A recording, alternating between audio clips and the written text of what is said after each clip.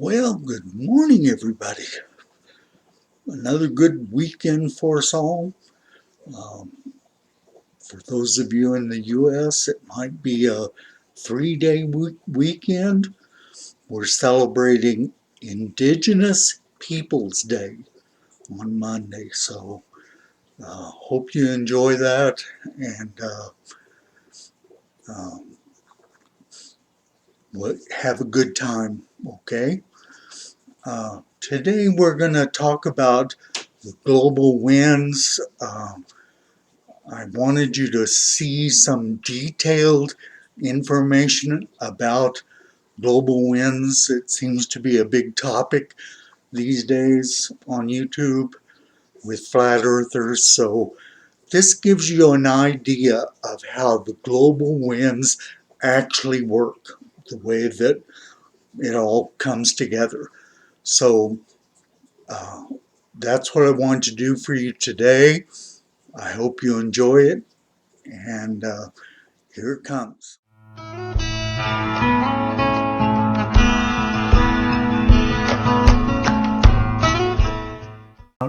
Well, I want to talk today about global winds, and I borrowed this PowerPoint from this website here, but it's publicly available and you can find it on many different websites. Before I get into that, let me give you this research from Iowa State University. Here's the website down here. I know this is a long paragraph, but I want to read this to you. The orientation of the Earth with respect to the Sun produces a semi-regular circulation pattern of the winds around the globe. The large-scale wind patterns are so produced are called the general circulation. Large-scale air movement helps to produce the climate of different areas. The patterns are generally similar in the northern and southern hemispheres with some slight differences, which we'll show you. The driving force for the winds is the sun. Heating differences produce heat imbalances, which produces wind. Since the sun is nearly overhead every day of the year in the area near the equator, it is very warm. Warm air tends to rise, but that air is going to go somewhere. It doesn't just rise out into space. It moves toward the North Pole or the South Pole, attempting to balance the heat difference between the equator and the poles. If the Earth did not rotate, this air would flow directly to the North Pole or South Pole. Sinking at the poles, the cold air would flow back to the equator and complete a circulation cell, which I'll show you. This type of circulation is called Hadley circulation, or the circulation that the Earth would have if it were not rotating, named after the meteorologist who theorized it. Since the Earth does rotate, it has a more complicated circulation caused by the rotation. Here is that Hadley cell. It says on a non-rotating planet, heated air from the equator would rise and move toward the poles, cool, and sink. The cold air from the poles would then flow toward the equator, completing the circulation pattern. So here is this Hadley cell from the side view. So you have warm air at the equator that rises. It moves toward the poles, both directions. When it does, it starts to cool and it descends at the pole. Then it starts to move south because of the high pressure and the low pressure down here. So it starts to move south. And then when it gets down here, it becomes warm again. And we repeat that pattern. So that's called the Hadley cell, which is not what we see in real life. So what causes wind? We talked about a little before. Wind is caused by the movement of air, which is caused by the differences in air pressure. Differences in air pressure are caused by the uneven heating and cooling of the earth. Warm air is less dense and creates an area of low pressure. Cold air is more dense and creates an area of high pressure. So we get this kind of pattern, and this is measured by weather balloons. It's observed every day on the weather if you watch your weather channel or whatever. So you have the trade winds here near the equator, equatorial doldrums, which we'll talk about. You have the westerlies, and then at the poles you have the easterlies. This is what it would look like on a flat Earth if the winds were as we measure them. This is what they would look like. So the polar would go around this way, the westerlies would go around this way, the easterlies would go this way. Oh, I'm sorry, these are trade winds, would go this way. There's the equator with the doldrums. Again, the trade winds go this way. You can see both sets of trade winds go, what is that? East to west. Then we have the westerlies, which go from west to east.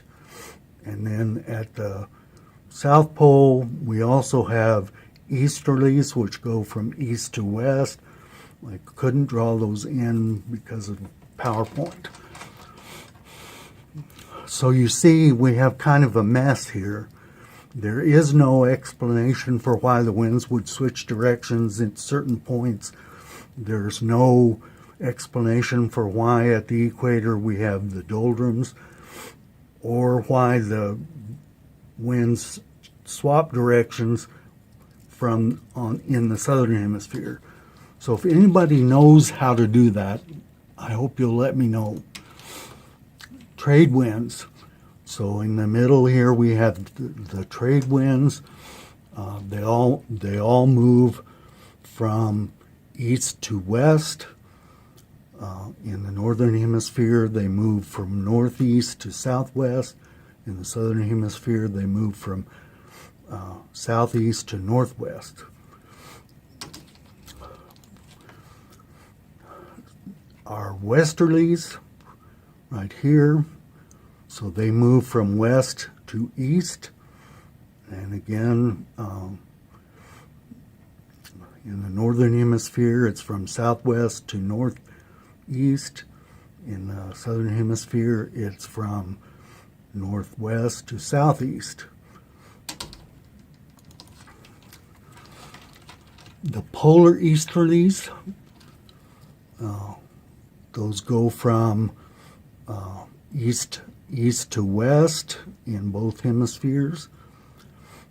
In the north, they go from north to south, northeast to southwest.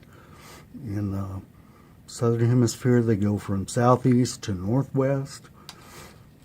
And the polar easterlies carry cold Arctic air. The westerlies, we talk about again.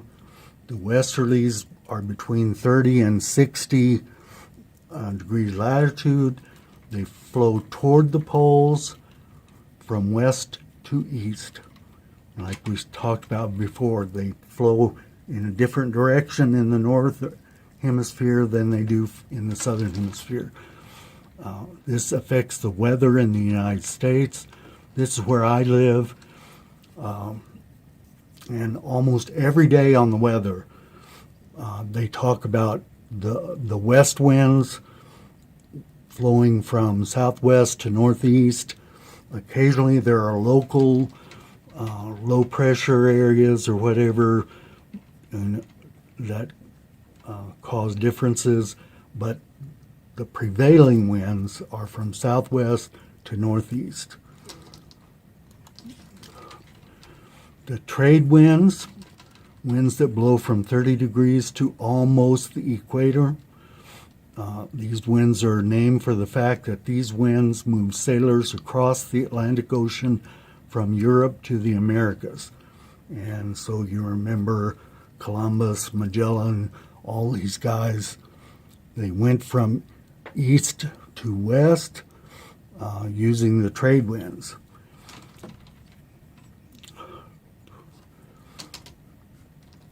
And again, in the north and the south, they're different. So the north flows southwest, and the south flows northwest. And then the trade winds meet at an area called the doldrums. This area is located around the equator at 0 degrees latitude, and it's usually like plus or minus 5 degrees. This is an area of low pressure where there's very little wind. I think I'm going to move there. Located at 30 degrees north and 30 degrees south is an area of little wind also at these latitudes. The name given by sailors who got stuck here because of lack of wind. Travel time was slow. They were called the horse latitudes because horses were thrown overboard to save water. And I thought that's kind of creepy.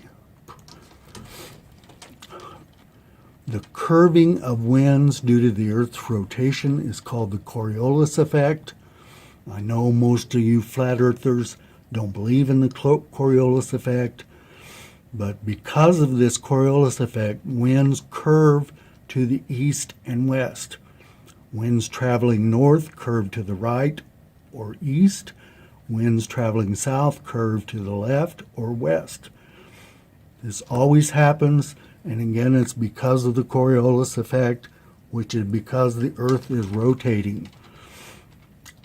And as an aside here, if you want to see an awesome explanation of the Coriolis effect, check out Baldy Cats, and here is his website. I'll put it in the description.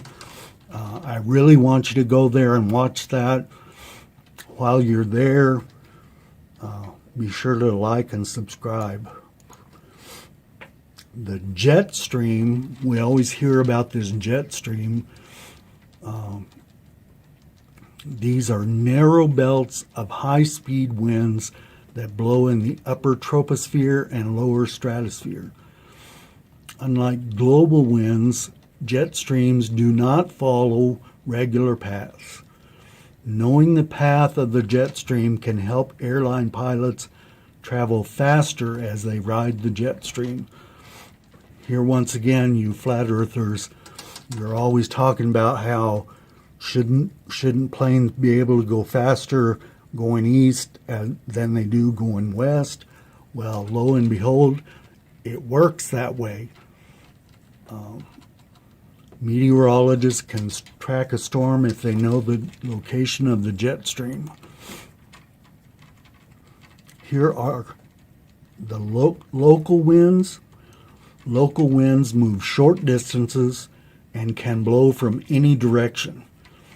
Geographic features such as a shoreline or a mountain can produce temperature differences because that's the way it works.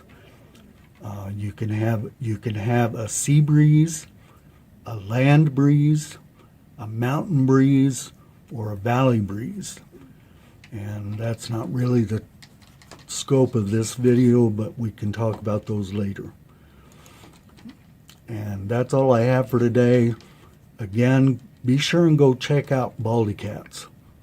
That's one super intelligent guy.